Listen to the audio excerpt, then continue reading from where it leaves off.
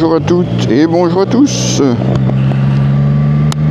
Bienvenue sur objectifmoto.com. Et oui, aujourd'hui c'est un essai un petit peu spécial puisqu'on est toujours chez CF Moto et au départ on partait pour l'essai de la NK 675.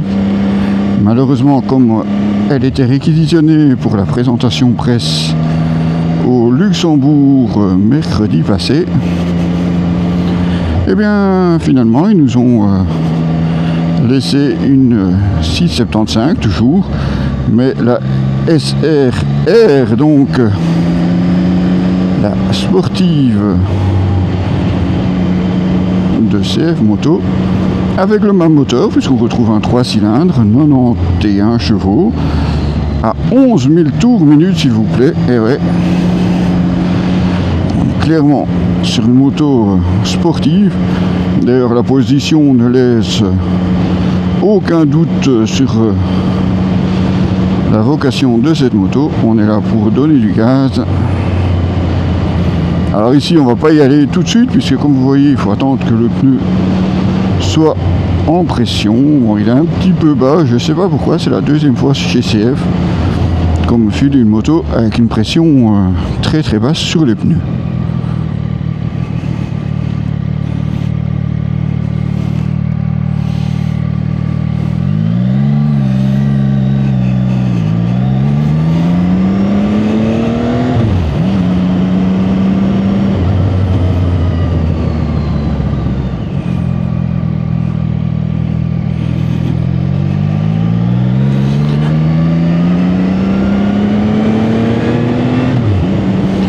Alors on a certes 91 chevaux, mais comme vous voyez on n'a pas de mode, on n'a pas de cartographie.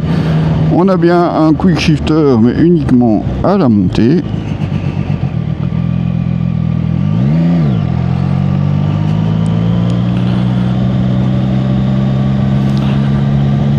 On n'a pas non plus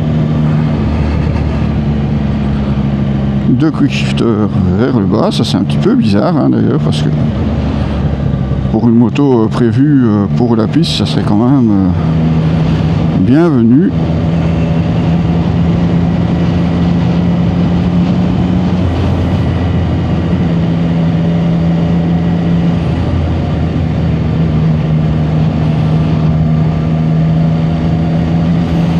Alors, on va juste essayer de se trouver un petit endroit pour que je puisse faire le tour de la moto et vous la présenter. Après évidemment on ira rouler un petit peu plus en dehors de l'agglomération, parce qu'ici évidemment elle se sent un petit peu à l'étroit quand même, surtout vu les performances de cette moto.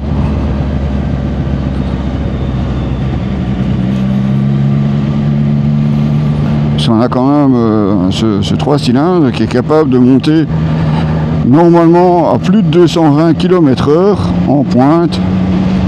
Voilà, évidemment vous le savez hein, chez Objectif Moto on n'est pas souvent sur circuit, enfin même voire quasiment jamais. Bon après on ne demande pas mieux hein, celui qui nous invite sur circuit, nous on vient hein. On peut une fois s'essayer, ne serait-ce qu'une fois essayer d'user les sliders, parce que vous savez sur route moi je le recommande pas. Après chacun fait ce qu'il veut, mais ah ouais, joli. On n'a même pas vu qu'on était là, madame. La moto doit être trop petite, ça doit être ça. Alors on va voir s'ils ont fini. Ouais, ils ont fini les travaux, mais c'est un petit peu bizarre. Enfin bon, on va essayer de se trouver quand même, si on sait encore se mettre là comme on faisait avant. Ouais, probable. Alors voilà, on a réussi quand même à trouver un petit endroit sympa pour s'arrêter, un peu au calme hein, en tout cas pour le moment, parce que comme vous le voyez, il risque probablement d'avoir un petit peu d'animation, ou il y a eu, je ne sais pas.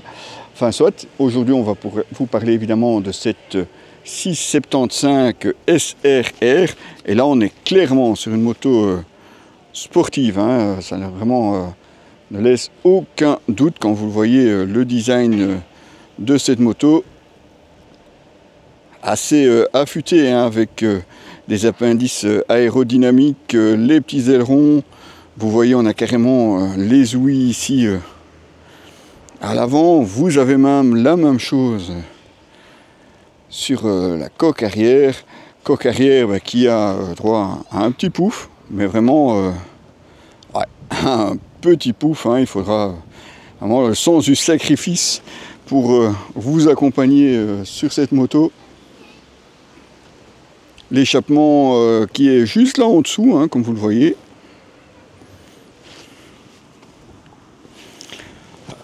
Vraiment sur une moto sportive.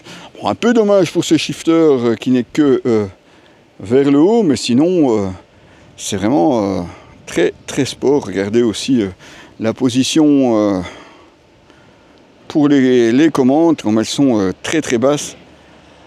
Juste en dessous de ce petit réservoir de seulement 15 litres. Ouais, on n'est clairement pas sur une moto prévue pour faire de très longues balades. D'ailleurs, vous le verrez sur le tableau de bord, l'autonomie est assez limitée, elle aussi. Non, on est clairement sur une moto sportive. Côté look, de ce côté-là, je dirais c'est presque un sans faute. Elle est vraiment très sympa à regarder et à admirer. Chouette design hein, sur cette 675 SRR.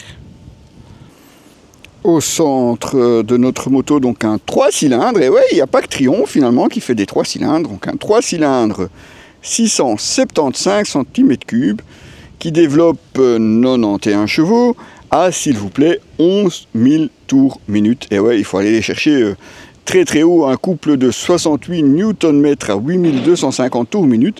Et un moteur qui se montre, ma foi, assez souple. Ça, on en reparlera évidemment en caméra embarquée. Un moteur qui ne pèse que 54 kg, puisque la moto en tout fait 189 kg. On est vraiment sur une moto très légère, où on a vraiment cherché la performance. Une moto, donc comme je vous le disais, très légère, très agile aussi.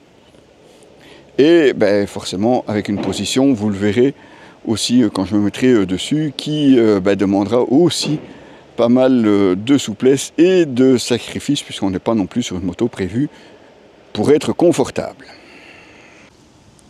Et quand on parle performance, regardez ici, refroidissement pour les freins, hein, brake cooling avec de larges écopes pour refroidir ces disques de 300 mm, hein, signés Jijuan, avec des étriers radio, 4 pistons sur ces disques 300 mm.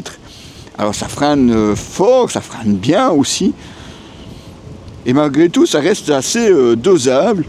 Tout comme l'arrière, qui là par contre, on se contente d'un seul piston sur un 240 mm. Et puis vous voyez les pneus ici.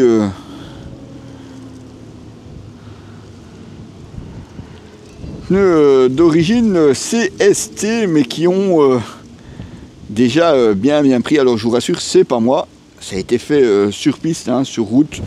Je suis pas certain qu'on arrive à malmener des pneus comme ceci, quoique on ne sait jamais, il y a peut-être malgré tout moyen.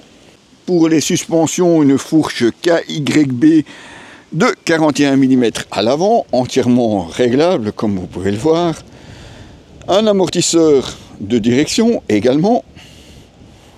Et à l'arrière, là aussi, un mono-amortisseur, lui aussi réglable, en tout cas en précharge. Des commodos qui restent assez simples, puisque on n'a pas beaucoup de fonctions différentes, bien ce qui est assez surprenant. Vous avez ici, au commodo gauche, la possibilité de régler le contrôle de traction. Il faut avouer qu'on n'a pas ça non plus tous les jours sur une moto prévue pour la route. On a un bel écran couleur, comme vous pouvez le voir, en TFT 5 pouces, avec en prime, vous le voyez ici en dessous, la possibilité d'une prise USB. Et vous le voyez, on a directement une vue sur la pression des pneus, mais après vous pouvez évidemment rentrer dans les menus pour aller chercher les différentes informations de votre moto, contrôle de traction sur 2 niveaux. On a Ici, pour les feux à l'arrière, vous pouvez désactiver ou pas. Vous avez un contrôle sur le shifter, hein, vous n'êtes pas obligé. Vous avez un shift light, paramétrable s'il vous plaît, et puis voilà, c'est un petit peu tout pour les informations. Puis vous avez la possibilité de connecter votre téléphone, régler la musique, et puis on rentre directement dans les paramètres, et puis c'est tout. Ouais, on est clairement sur quelque chose de sportif.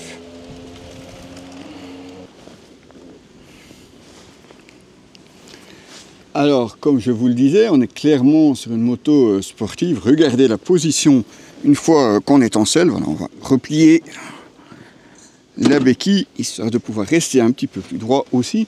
Et regardez la position que vous avez une fois que vous êtes au guidon.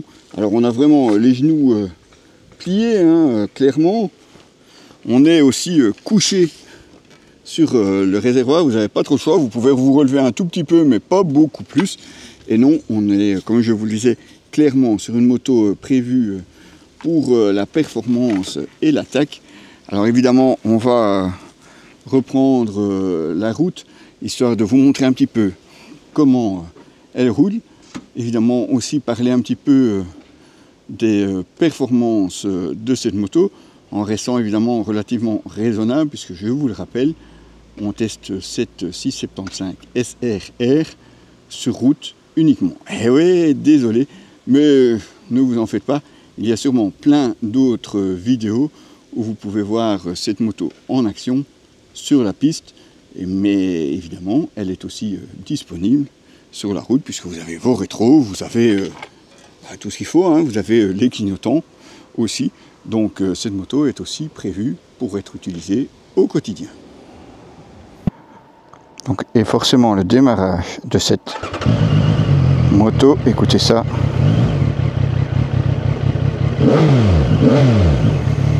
Ouais, avec une moto et une sonorité comme celle-ci, difficile effectivement de rester calme au guidon. Allez, on est parti. Alors ici on va y aller doucement parce que on n'est pas censé rouler à moto. Voilà. Donc, un shifter qui fonctionne mieux une fois qu'on est dans les tours. Bon, ça c'est souvent le cas d'ailleurs. Une position, comme je vous le disais, qui est très sportive, hein. On est très penché sur l'avant de la moto.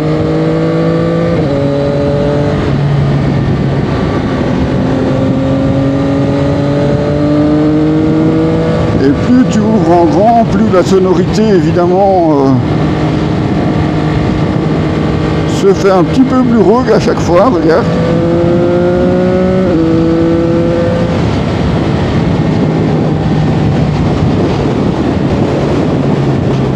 Mais je sais pas faire autrement, sinon tu vas pas profiter de ce son.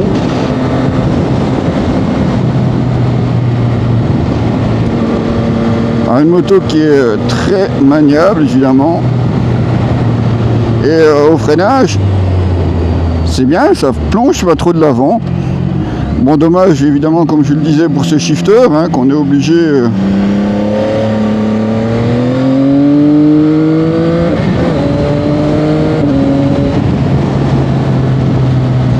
alors que si tu mets shifter et anti-dribble, ça te permet vraiment... Alors c'est clair qu'en ville, il n'y a pas franchement moyen d'en profiter. Il faudra au moins sortir de l'agglomération, voire éventuellement, bah oui, c'est une moto qui est prévue aussi pour être utilisée sur circuit. Alors quand je vous parlais de l'autonomie, regardez, c'est quand même pas mal finalement, parce qu'on a déjà 150 km, il nous en reste 123, bon vous voyez on est quand même à peu près à la moitié du réservoir.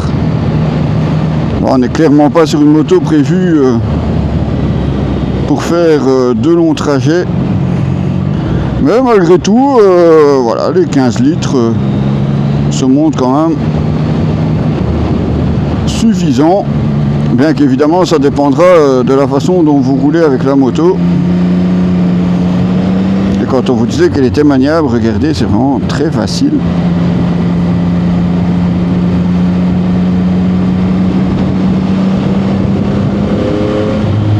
Et lui, il veut pas me laisser passer, regarde ça. Il est en plein milieu de la route, il est carrément à gauche, tu sais même plus passer, quoi. Si tu veux passer en bagnole, tu sais même pas le tu sais même pas venir en sens inverse.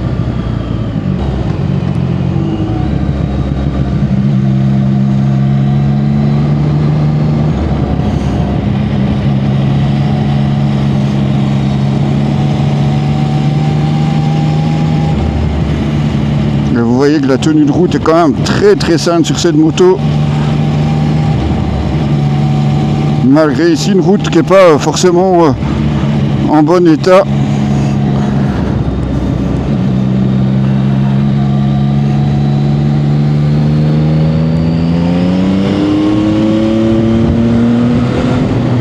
Avec un moteur qui est, ma foi, assez souple aussi.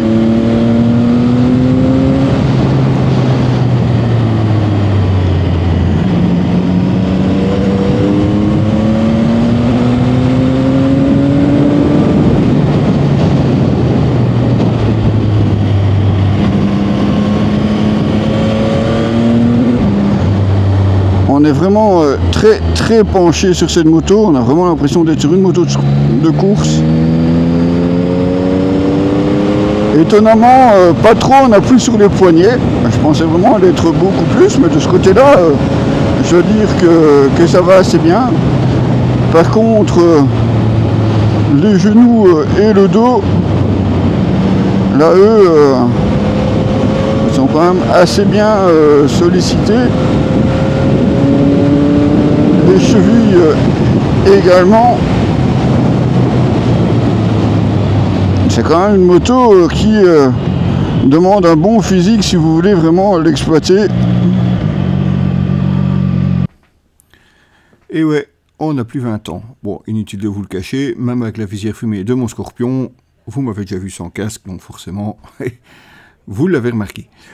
Alors, cette CF Moto 675 SRR, si pour vous elle est un peu trop extrême, n'oubliez pas non plus qu'il y a la version NK, qui est la version Roadster, avec le même 3 cylindres, donc la même puissance, et ma foi, ça devrait être assez sympa à être essayé. On n'en a pas encore eu l'occasion, peut-être la saison prochaine, puisque le planning 2025, il est déjà complet. Côté tarif, parce qu'évidemment, on doit aussi vous en parler de ce tarif de cette 675, et là vous allez être surpris, enfin, je pense, puisqu'il faut compter 7 999 € pour cette moto. Non, je ne me suis pas trompé, 7 999 € en Belgique, s'entend, hein, dans les autres pays, là je ne vais pas m'engager, parce qu'il y a parfois des différences assez importantes, notamment aux Pays-Bas, où malheureusement ils payent beaucoup plus cher pour une moto. En tout cas, à ce tarif-là, ça va peut-être vous faire réfléchir aussi si vous cherchez une moto pour aller sur circuit. Vu le prix parfois de certaines occasions, ma foi un petit peu pourri, vous auriez ici une moto plutôt sympa, moderne forcément, et prévue aussi pour pouvoir rouler vite. À vous de voir. En tout cas, nous, on a bien aimé. Bon, notre kiné aussi. Donc forcément, tout est bon. On se retrouve évidemment très bientôt pour de nouveaux essais, dont ce blouson Bearing Rotor. Pour ça, c'est dans la prochaine vidéo. Les amis, à bientôt!